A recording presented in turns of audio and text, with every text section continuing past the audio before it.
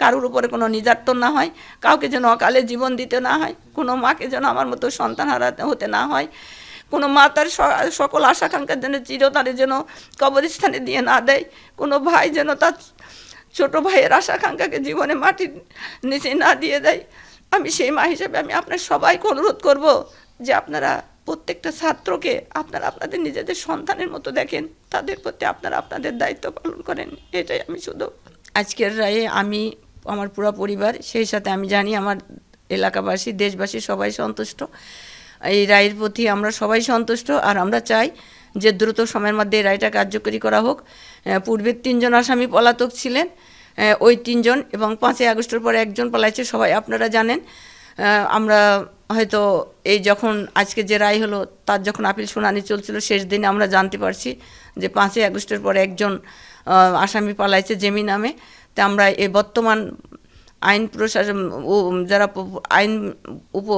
বর্তমান প্রশাসনে যারা আছেন তাদের কাছে আমাদের দাবি এটাই, পূর্বের 3 জন এবং যে 6ই আগস্টের 5ই আগস্টের পরে যে পালাইছে তাদেরকে যেন দ্রুত সময়ের মধ্যে তাদের জন্য গ্রেপ্তার করা হয়। তারা যেখানেই থাক সেখান থেকে তাদেরকে যেন আইনের আওতায় এনে তাদের প্রতি যে রায় আছে ওইটা যেন কার্যকারী করা হয়। আর সেই সাথে আমরা এটা বলতে চাচ্ছি যে আজকে যে আবরার হত্যার রায় আজ 6 বছর পরে হয়েছে, তো সেই সঙ্গে আমাদের আর একটা দাবি থাকবে যে বিভিন্ন সরকারি বেসরকারি শিক্ষা প্রতিষ্ঠানে আবরারের মৃত্যুর আগেও বিভিন্ন র্যাগিং ছিল, বিভিন্ন ছেলেমেয়েদের উপরে বিভিন্ন অত্যাচার করা হতো। আবরারের হত্যার পরে হয়তো বুয়েটে হয়তো বন্ধ ছিল রাজনীতি বা সেখানে কোনো নেই, কিন্তু এখন আমরা জানি দেশের আরও বিভিন্ন শিক্ষা প্রতিষ্ঠানে এখনও সেই র্যাগিং চলে, সবার উপর অত্যাচার করা হয়।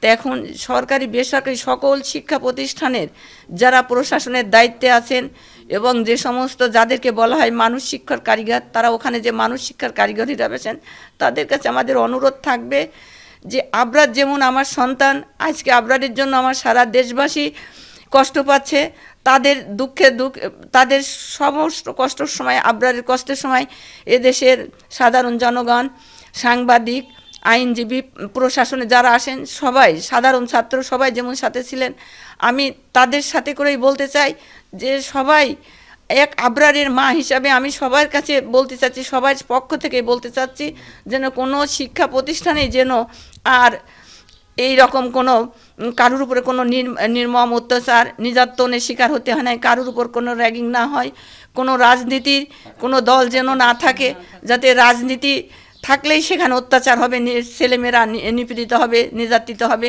এই জন্য আমি সবার কাছে আপনাদের বিভিন্ন শিক্ষা প্রতিষ্ঠানের প্রশাসনের কাছে আমি অনুরোধ করব, আপনারা ওই স্টুডেন্ট যারা ভর্তি হয় তাদেরকে স্টুডেন্ট হিসাবে না দেখে আপনারা আপনাদের সন্তানের মতো দেখেন, আপনারা তাদেরকে আপনার সন্তানের জায়গায় তাদেরকে বসিয়ে দেখে তাদের জন্য আপনারা যাতে কোনো শিক্ষা প্রতিষ্ঠান এরকম আর না হয়, এইটাই থাকবে আমার কাছে অনুরোধ, যাতে কোনো রাজনীতিভুক্ত না হয়, কারোর উপরে কোনো নির্যাতন না হয়, কাউকে যেন অকালে জীবন দিতে না হয়, কোনো মাকে যেন আমার মতো সন্তান হারাতে হতে না হয়, কোনো মা তার সকল আশাকাঙ্ক্ষার জন্য চিরতরে যেন কবরস্থানে দিয়ে না দেয়, কোনো ভাই যেন তার ছোট ভাইয়ের আশাকাঙ্ক্ষাকে জীবনে মাটির নিচে না দিয়ে দেয়।